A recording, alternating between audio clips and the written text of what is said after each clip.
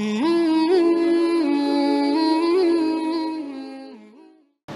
Allah.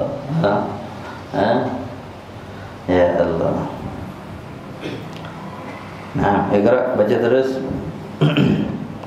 Fawailun lil jahili haitsu lam Fa iyyaka ya miskin. Yang fa iyyaka ya miskinu an tud'ina li tazwirihi, di bawah dari hadis tadi, wa tanha 'anil syarr.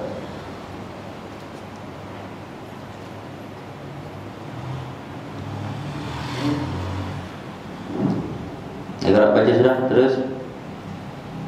Fawailul lil jahili haitsu lam yata'allam marratan wahidah. Nah. ووبل للعالم حيث لم يعمل بعلمه 1000 مرة. Nah. Orang jahil, orang yang bodoh, tidak mengerti agama, tidak mengerti sesuatu, celaka memang, tapi celakanya sekali. Fawailul lil jahil haitsu lam yata'allam marra wahidah. Celaka bagi siapa? Orang yang jahil, tidak mau belajar, dengan celaka satu kali. Fawailul lil alim haitsu lam ya'mal bi ilmihi 1000 marrah. Lalu orang-orang berilmu, kalau engkau tidak beramal dengan ilmumu, maka fawailun, celaka kepada kalian 1000 marrah, 1000 kali. 1000 kali ketimbang orang yang bodoh. Makanya kalau orang sudah belajar, sudah punya ilmu, sudah talab al-ilm, itu harus betul-betul untuk memanfaatkan. Dia dikatakan ilmu ketika dia dengar lalu dia amalkan, maka itu ilmu. Itu ilmu. Sudah didengar, dia ambil, dia amalkan. Kita dapat tadi witir, kita amalkan, ini ilmu, begitu. Kita. Nah, celakanya berapa kali? 1000 kali. Jadi jangan main-main, ya. Jadi antum jangan anggap gampang. Baca terus. Wa'alam rahimakallah anna nasa fi talabil ilmi ala thalathatil ahwalin. Nah, lalu Imam Ghazali bilang, wa'alam rahimakallah, wahai engkau yang akan dirahmati Allah, anna nas fi talabil ilm ala thalathati ahwalin. Manusia dengan ilmu ada 3 keadaan, ada 3 hubungan, ada 3 derajat. Manusia dengan ilmu, ilmu apa ya? Khususan ilmu agama. Ayo baca yang pertama, rajulun talabal ilmi liyadakhirahu zadat ilal ma'ad ولم يقصد به إلا وجهه الله تعالى والدار الآخرة فهذا من الفاعزين. Nah, yang pertama, rajulun, orang yang pertama, talabul ilm, dia belajar, dia datang di satu majlis, dia menimba ilmu, liyadakhirahu zada ila ma'ad, untuk mempersiapkan bekal kematiannya, untuk mempersiapkan bekal masuk kuburnya. Dia belajar untuk meningkatkan ketakwaan dia kepada Allah. Dia belajar untuk membuat ibadahnya bernilai di hadapan Allah Azza wa Jal. Ini orang-orang pertama. Lam yaqsid bihi illa wajhillahi ta'ala wa daral akhirah. Dia tidak punya maksud kecuali hanya Allah. Dia datang ke majelis ini bukan mau dilihat. Dia datang ke majelis ini bukan karena kalau dengan orang-orang tua murid, karena nanti Habib absen.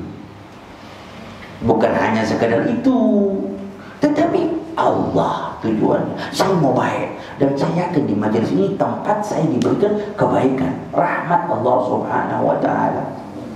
Nah, makanya tadi kita kadang-kadang waktu mahlil qiyam ada orang bisa dapat khusyuk di dalam majelis-majelis seperti ini, bisa turun air matanya. Kenapa? Kadang-kadang kita bertanya, kalau kita sholat sendiri, jangan menangis, khusyuk mungkin enggak dapat sholat. Tapi di majelis begini dengan lantunan salawat, air mata bisa turun. Kenapa? Kenapa? Sebabnya karena di majelis, kalau tadi antum salat itu sendiri, antum yang datang kepada Allah. Paham? Ketika antum datang ke majlis ilmu, datang untuk belajar, untuk menimba ilmu agama, maka seakan-akan Allah yang datang kepada antum. Allah yang datang. Man atani yamshi ataituhu harwala. Allah yang datang. Makanya kalau Allah datang, Allah nggak lihat keadaan itu menentukan, begitu datang dikasih.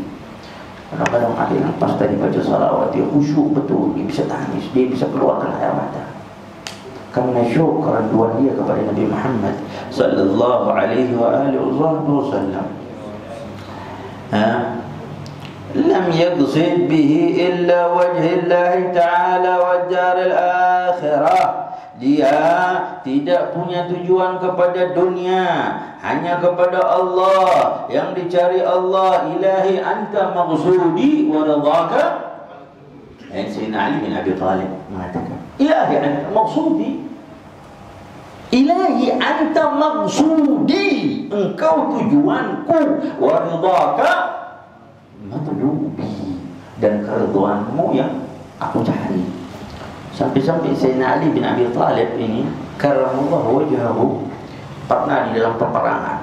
Ketika di dalam peperangan itu sudah memojokkan satu musuh daripada musuh Allah. Begitu sudah terpojok, itu pedangnya Sayyidina Ali bin Abi Thalib sudah berada di leher daripada musuh tersebut. Tinggal selesai. Tapi tidak dilakukan. Apa yang terjadi? Sayyidina Ali waktu itu musuhnya dari bawah meludahi Ali bin Abi Thalib, meludahi, ludah kepada Sayyidina Ali bin Abi Thalib, meludah. Sayyidina Ali ambil itu ludah bakso itu, pergi. Itu orang yang tadi terpojok dia datang, Ali, aku kan tadi ludah dan engkau sudah memojokkan aku, tinggal kenapa engkau tidak menyelesaikan atau yang membunuh aku? Dia bilang, tadi pertama aku mau membunuh engkau karena Allah, karena Islam. Tapi begitu engkau meludahi aku, muncul nafsu, muncul amarah di dalam hatiku. Dan ketahuilah, demi Tuhanku, pedangku tidak pernah aku lakukan sesuatu kecuali karena Allah. Maka engkau terbebas hari ini karena Allah.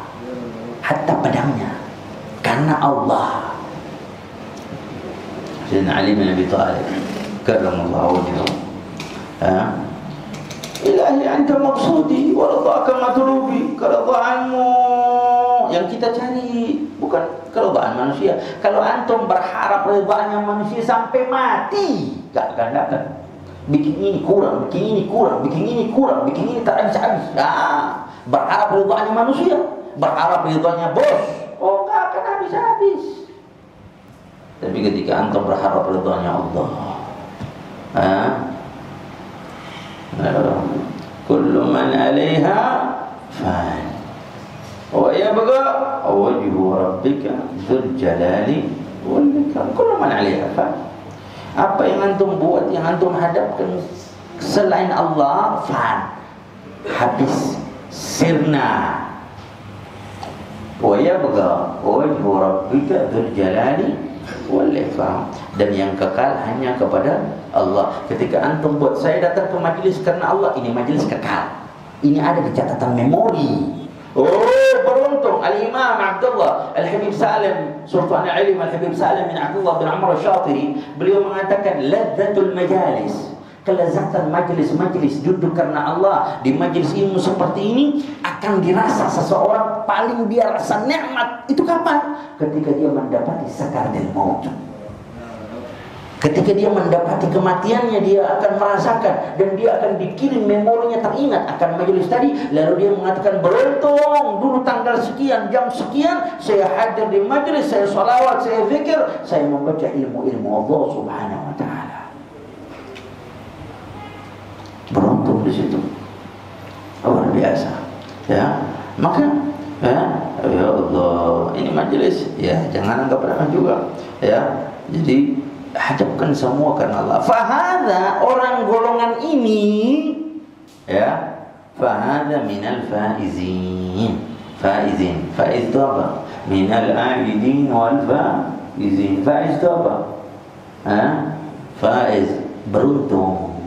Faiz, ada namanya Fauzan, orang yang beruntung. Faiz, faizin, orang yang beruntung. Beruntung dia, karena dia cari kepada Allah, tujuannya Allah kekal bersama apa yang dia cari. ورجل طلبه ليستعين به على حياته العاجلة وينال به العزة والجاه والملا وهو عالم بذلك مستشعر في قلبه ركاكة حاله وخسة مقصده فهذا من المخاطرين. Yang kedua, itu yang pertama. Yang kedua siapa? Rajulun talabahu liyasta'ina bihi ala hayatihi al-ajilah. Ada kelompok, ada orang yang belajar agama, belajar ilmu, liyasta'ina bihi ala hayatil ajilah, hanya untuk ingin menambah sesuatu daripada kehidupan yang sementara ini. Wa yanalu bihil izza wal jah wal mal. Dan hanya untuk menampakkan izzah, kemuliaan. Saya ini berilmu, itu apa? Ayo, cium tangan, pakuk. Begitu. Kata waljah, jabatan, mencari jabatan, wal mal, dan harta. Wa huwa alimun bidzalik. Sedangkan dia tahu, dia alim, dia tahu tentang keadaan itu. Wa mustash'irun fi qalbihi rakakata halih. Lalu di balik hati yang paling dalam itu dia rasa, ini sebenarnya enggak benar. Ini sebenarnya enggak benar. Ini sebenarnya jahat. Dia tahu. Dia tahu. Dia rasa. Wa hassata maqsadihi. Dan ini maksudnya enggak bagus. Fahadha minal mukhatirin. Dan ini termasuk orang-orang yang khawatir.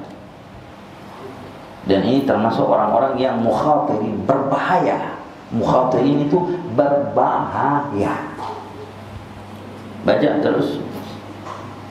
فإن عاجله قبل التوبة خيف عليه سوء الخاتمة وبكي أمره في خطار المشيعة.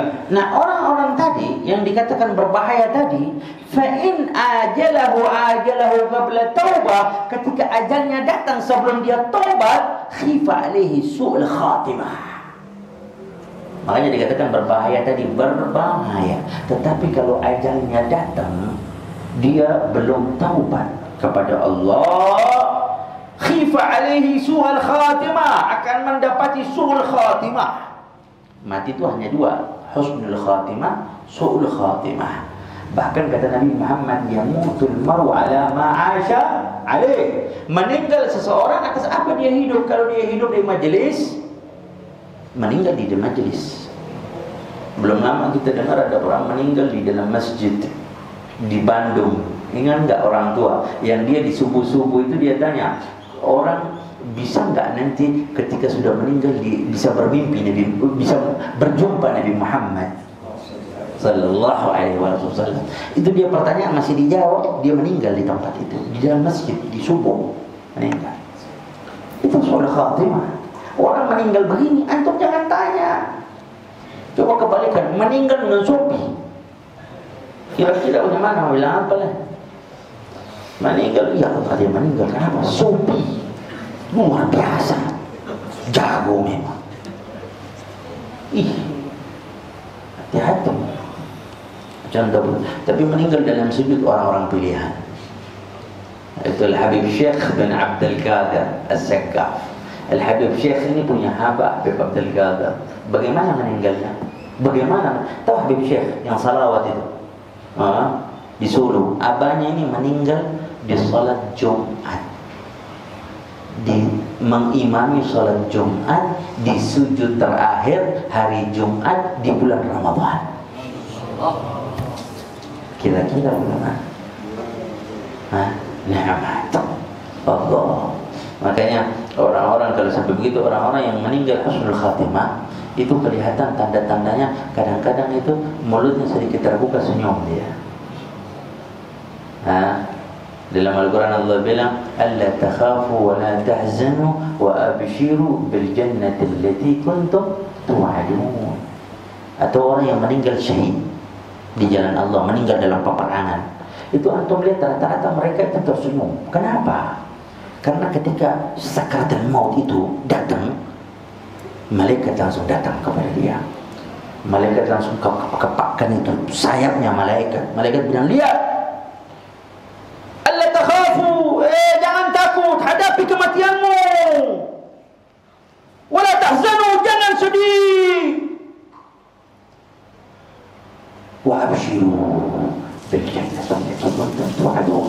Allah sudah perintahkan kami datang kepada engkau dan tunjukkan inilah tempatmu di surga. Sehingga dia kadang-kadang diangkat, dia mati dalam keadaan melihat tempatnya di surga. Wa abshiru bil jannati allati kuntum tu'adun. Tapi orang mati, ini ada orang baku lomba minuman keras, campur cap tikus, cap kucing, cap apa, campur nih susu beruang, nih susu kambing, nih susu apa-apa, baru minum, baru taruh, mati rame-rame. Kira-kira fana'udhu billah min dhalik.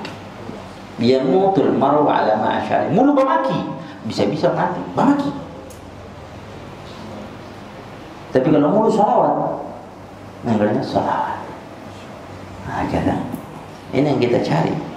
Nggak gampang, ya. Makanya harus punya kepekaan. Terus baca. Dan bisa disuruh khatimah. Wa baqiya amruhu fi khatir al-masyi'ati. Dan urusannya dia tadi sudah surah khatimah, kita sudah bisa bicara urusan Allah itu. Itu urusan Allah. Terus baca. Wa in wuffiqa للتوبة قبل حلول الأجل وأضاف إلى العلم العمل وتدارك ما فرط منه من الخلل التحق بالفائزين وإن التائب من الذنب كما لا ذنب له. نعم. Tadi itu khawatiri orang berbahaya yang dia belum taubat. Itulah rahmat Allah.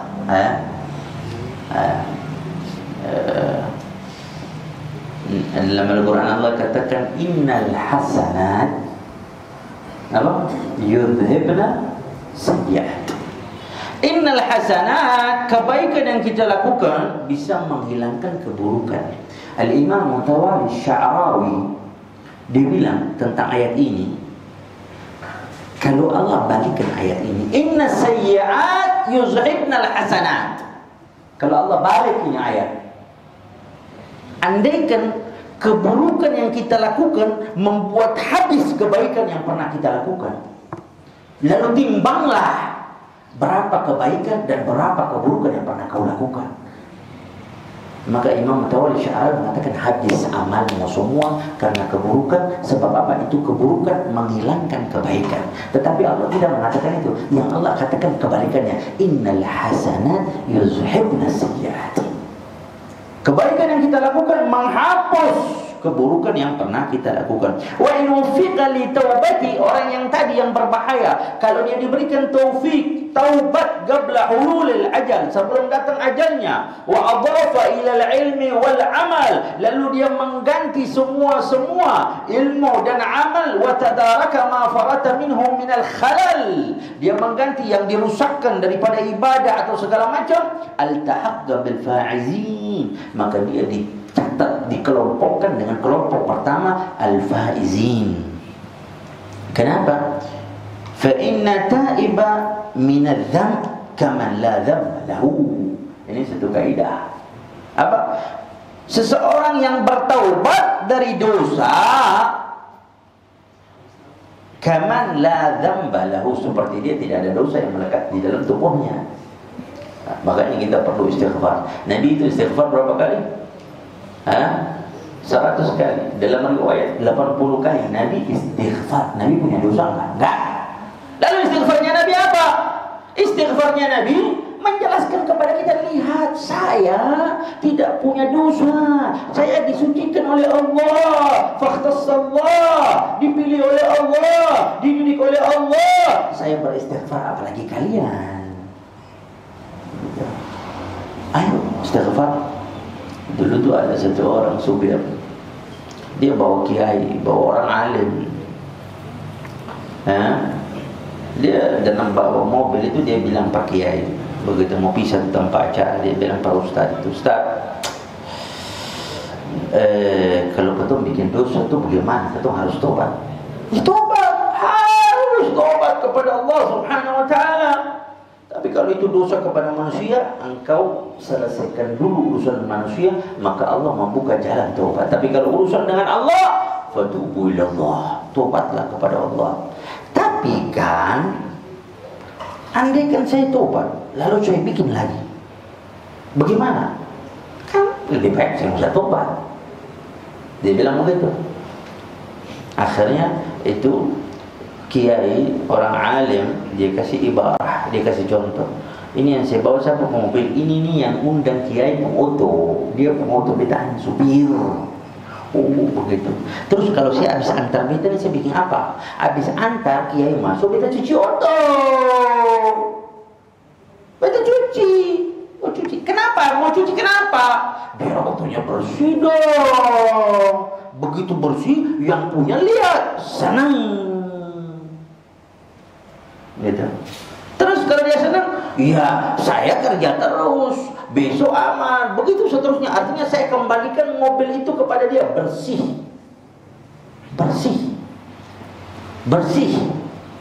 Makanya akhirnya dia senyum kepada dia. Ulama itu bilang, sebagaimana engkau lakukan kepada mobilmu, maka dirimu lebih berhak dicuci setiap hari dengan taubat yang engkau lakukan kepada Allah, taubat yang sungguh-sungguh kepada Allah Subhanahu Wa Taala. Karena apa? Ketika kita tidak bertobat, terus kita kembali kepada pemilik kita, mungkin kita ada dosa. Tapi kalau kita sudah bertobat, kita pun kembali kepada Allah tanpa dosa. Kama la dzamba lahu, seperti tidak ada dosa sedikit yang melekat kepada dirinya. Ya, nah, dia bisa kembali kepada yang faizin. Yang ketiga, yang terakhir, rajulun ورجل ثالث استحوذ عليه الشيطان فاتخذ علمه ذريعة إلى التكاثر بالمال والتفاخر بالجاه والتعزز بكثرة الأتباع يدخل بعلمه كل مدخل رجاء أن يقضي من الدنيا وضرر وهو مع ذلك يضمر في نفسه أنه عند الله بمكان لاتسامه بسمات العلماء وترسمه برسومهم في الزي والمنطق مع تكالبه على الدنيا ظاهرة وباطنة فهذا من الهالكين ومن الحمقى المغرورين إذ الرجاء منقطع عن توبته لظنه أنه من المحسنين وهو غافل عن قول الله تبارك وتعالى يا أيها الذين آمنوا لما تقولون ما لا تفعلوا كبر مقتا عند الله إن الله أن تقولوا ما لا تفعلون. Yang ketiga, rajulun thalithun istahwadha alaihi syaitan, dia sudah dikuasai oleh syaitan. Dia mau belajar, ini punya tujuan jelek. Fattakhadha ilmahu dhari'atan ila takathuri bil mal, hanya untuk mencari duit. Dia pikir, mau jadi ulama. Apa? Mau sekolah jadi agama? Oh iya, karena nanti saya kalau sudah jadi ulama kaya. Dia bilang begitu. Punya tujuannya begitu. Jadi punya semangat tapi mau belajar agama tujuannya dunia.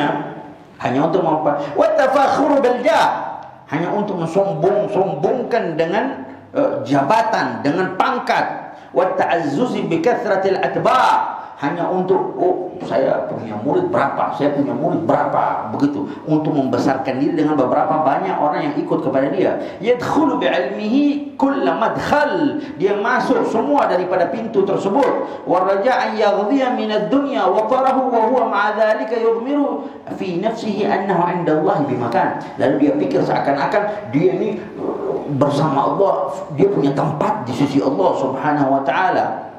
Ya.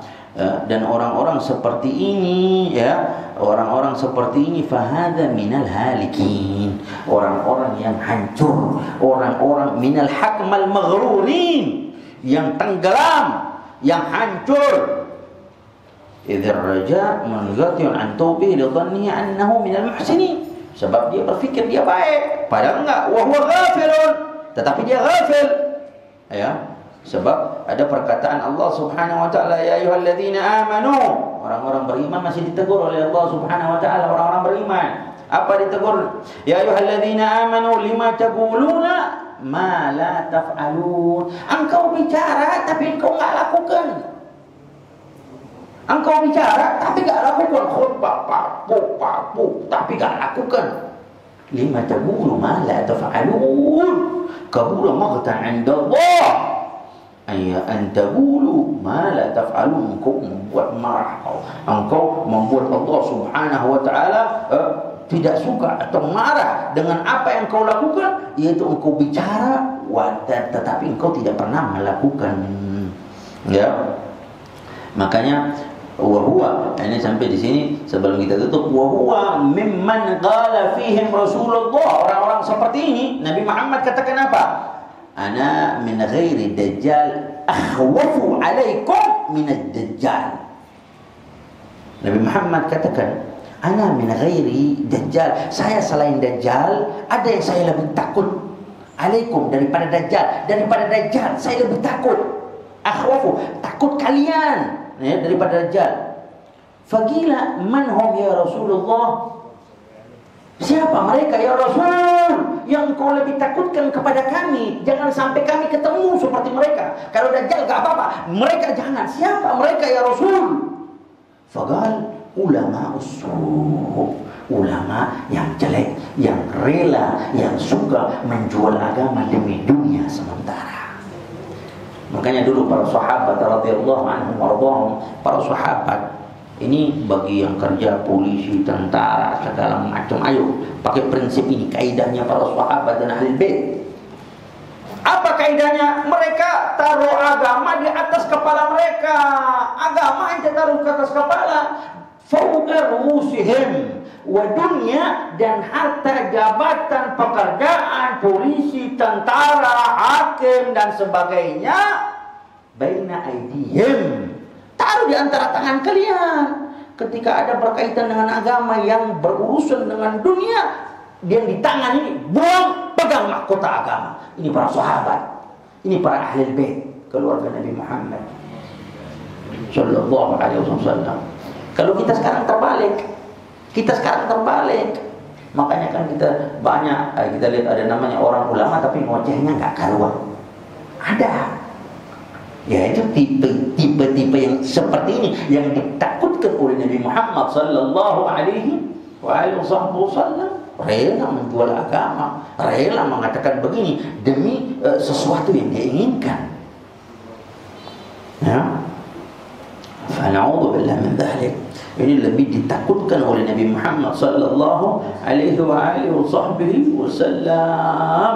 Siapa? Ulama usul, ulama yang jelek, ulama yang menggadaikan daripada akhiratnya dengan dunianya. Makanya kan, kalau kita kenapa banyak orang di penjara, banyak orang begini, banyak orang begitu, kan sebab apa? Kita terbalik daripada prinsip tadi. Kalau kita bagaimana? Agama baina aidina, di antara tangan kita. Kita pegang agama di tangan. Lalu harta kita di mana? Jabatan kita di mana? Pakaian kita di mana? Fawqa ru'usina, kita taruh di kepala kita jadi mahkota itu dunia. Sehingga kalau ada apa-apa, penting korupsi, ada peluang, ada boleh, yang sedikit saja tak apa-apa. Nanti berketemu ke seluruh zakat. Nggak bisa. Hatta ente nggak bisa punya tujuan baik dengan harta yang tidak baik. Makanya itu prinsipnya. Jadi taruh agama di atas kepala, dunia di atas tangan. Kalau jatuh, kalau hilang, apa-apa di tangan. Agama saya masih ada. Kayak dulu tuh Abu Nawas tuh Abu Nawas. Ada Abu Nawas di sini, Pak. Muka-muka Abu Nawas. Abu Nawas masuk ke masjid. Habis di masjid, ikat itu kudanya, ontanya. Begitu selesai sholat, keluar, ontanya hilang ontanya. Alhamdulillah, dia bilang. Alhamdulillah dalam masjid. Alhamdulillah, dia teriak alhamdulillah, mukanya senyum. Coba ketemu sini, pulang lagi semua terhilang. Sebetulnya apa? Panggil polisi. Alhamdulillah, orang di masjid tanya ya Abu Nawas, apa yang terjadi? Kau nggak lihat? Apa? Lihat, onta yang tadi aku ikat di situ hilang. Alhamdulillah. Gila apa? Gila ini orang. Hilang. Abu Nawas, ini hilang. Angkut. Ya, kalau kita dalam musibah apa kita baca? Innalillah. Alhamdulillah. Dia bilang lazim. Ya harus alhamdulillah. Iya kenapa? Abu Nawas bilang coba ente pikir pakai otak. Kenapa dibawa kemari ke sini? Tadi kudanya onta itu hilang di sini. Hilang kan? Iya hilang. Alhamdulillah. Iya kenapa? Kau bersyukur. Coba engkau bayangkan kalau tadi saya di atas onta, tentu saya hilang dengan onta-ontanya. Kan saya nggak hilang, yang hilang onta saya. Foto-foto. Silakan itu pergi onta saya bisa cari. Tapi saya nggak bisa, saya nggak hilang. Alhamdulillah. Ada Abu Nawas. Itu kehilangan harta saja kita alhamdulillah. Yang penting iman saya nggak hilang. Yang penting saya tauhid saya nggak hilang.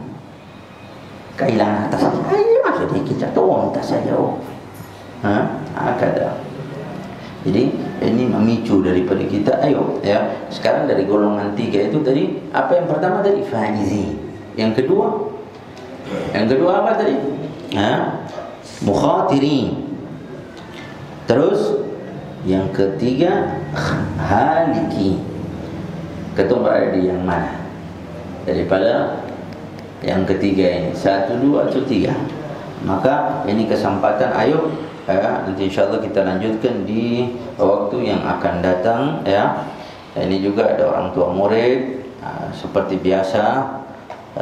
Ini karena memang berapa bulan ini bulan Maulid, kita kesana kemari Maulid Nabi Muhammad sallallahu dan sampai sekarang masih ada Maulid gak habis, gak akan habis itu Maulid. Sampai Syekh Abdul Rahman Ad-Dibai dia bilang, "Lau anna amilna kulla hinin li Ahmad Maulidan, qad kana wajib."